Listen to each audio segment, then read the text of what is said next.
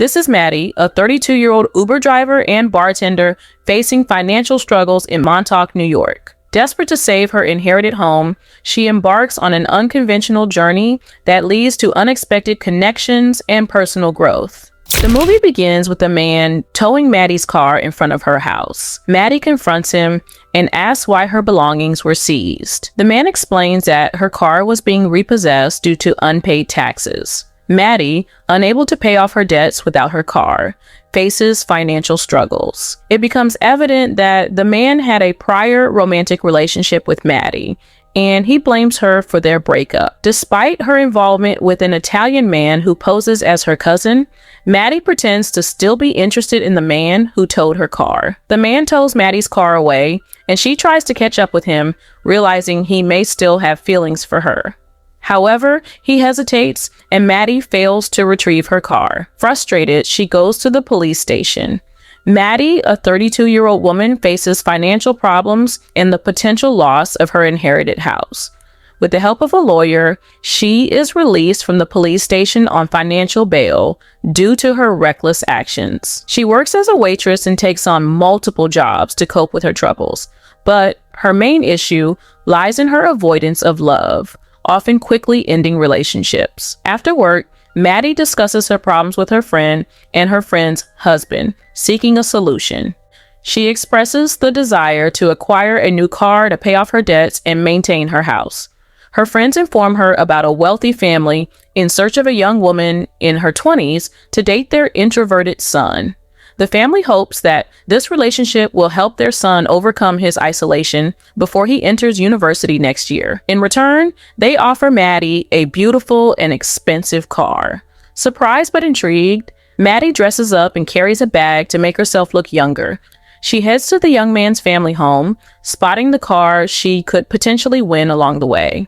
Maddie is received by the father and mother, who engage in conversation to get to know her better. When asked about her age, Maddie admits she is 32, aware that the young man's parents are seeking a girl in her 20s. However, she assures them that she is the most suitable candidate, believing younger girls may lack the experience to handle such situations effectively.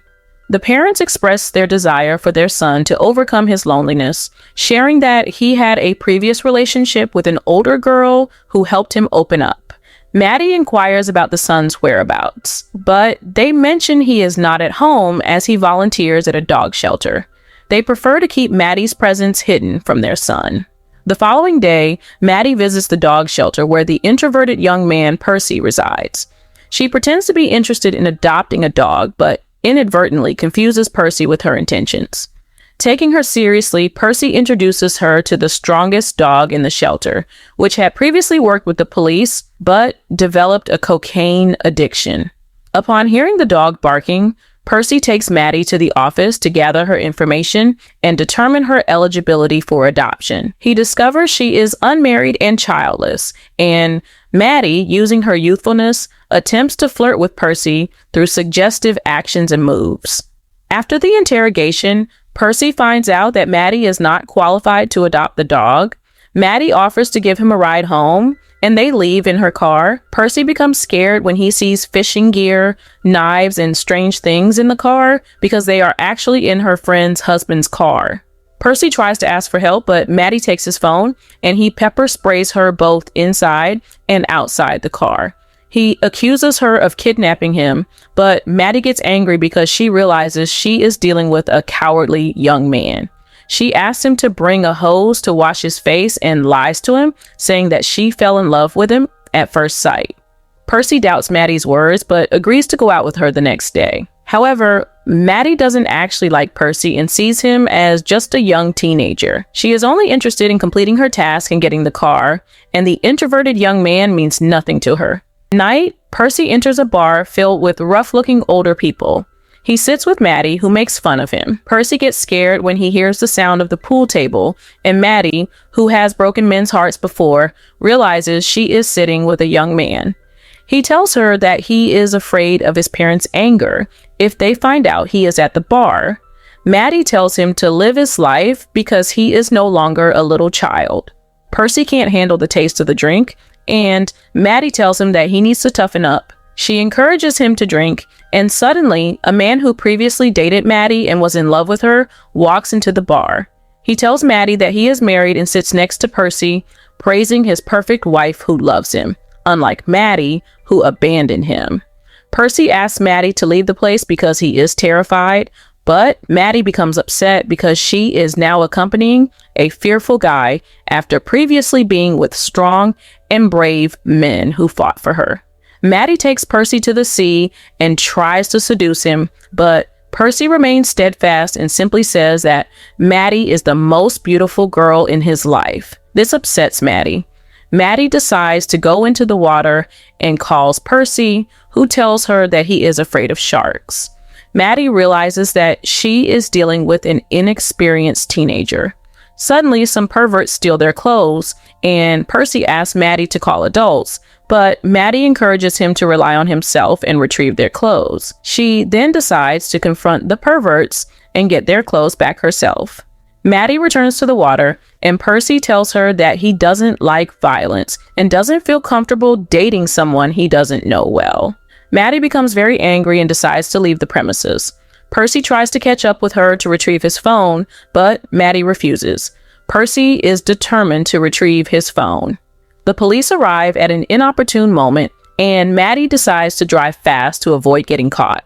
She narrowly crosses the train tracks, and after they arrive home, Maddie takes the opportunity to be alone with Percy. She approaches him to carry out the task she came for and then talks to him about her life. Maddie says that she loves the country where she lives and cares for her sick mother. She also reveals that her father abandoned her in the most difficult circumstances. Percy admits that he feels his life is difficult and unhappy, despite living with a wealthy family. The next day, Maddie spends time with Percy, playing with him and the dogs. They have a conversation about their lives.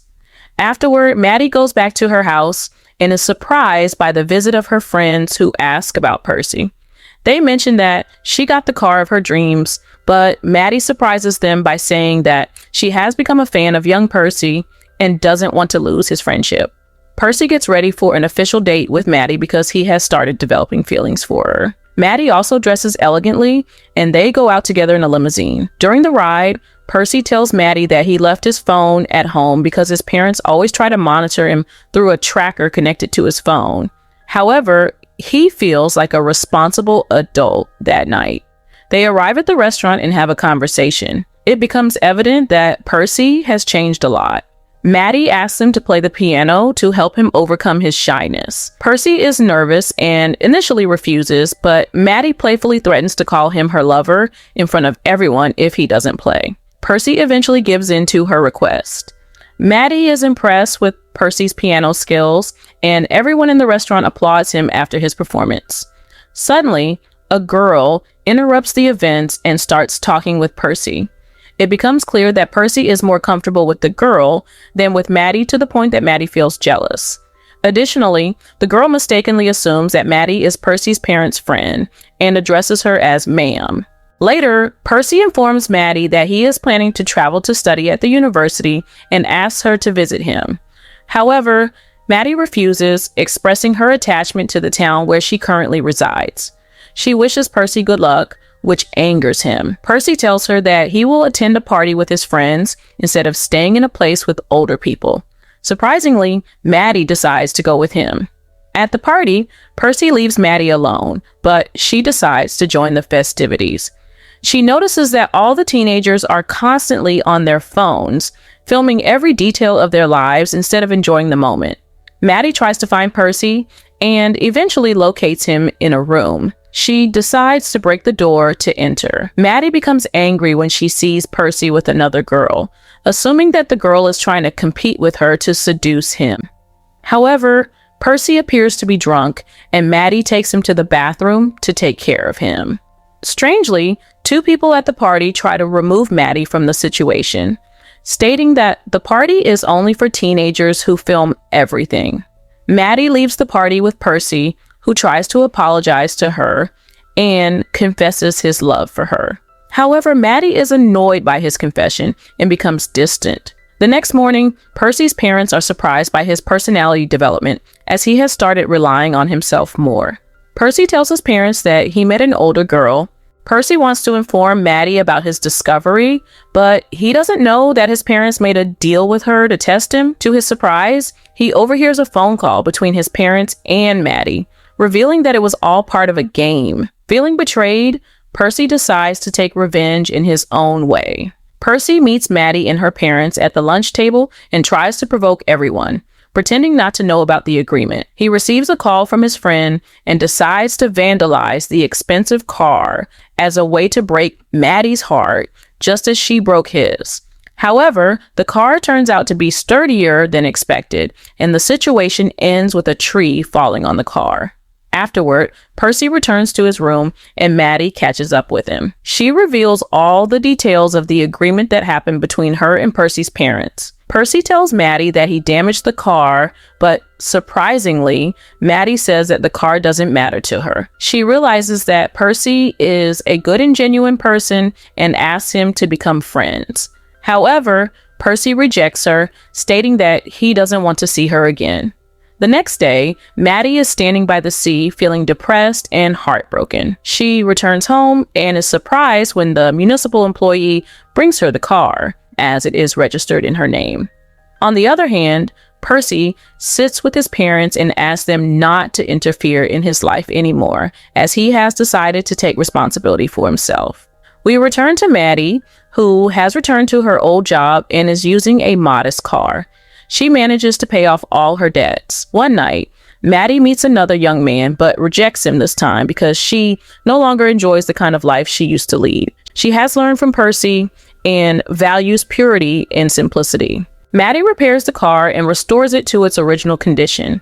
She decides to keep it as a symbol of her growth and the lessons she learned from her experience with Percy. She continues to live her life with a newfound appreciation for authenticity and genuine connections. As time passes, Percy focuses on his studies and starts building a successful career. He realizes the importance of personal responsibility and works hard to achieve his goals. Along the way, he meets new people who appreciate him for who he is and support his ambitions. Several years later, fate brings Maddie and Percy together again in a chance encounter. They both have matured and grown since their last meeting. They have a heartfelt conversation, reminiscing about the past and acknowledging the impact they had on each other's lives. Maddie and Percy decide to embark on a journey of friendship, leaving behind any romantic expectations. They become close companions, sharing their experiences, dreams, and aspirations. Their friendship serves as a reminder of the transformative power of genuine connections and the importance of embracing personal growth. In the end, Maddie and Percy find happiness in their individual paths, grateful for the lessons they learned from each other. Their story serves as a testament to the resilience of the human spirit and the potential for personal growth and fulfillment. And the movie ends here. Thanks for watching this recap. If you enjoyed it, please give it a like and tell me what movie you want me to recap next.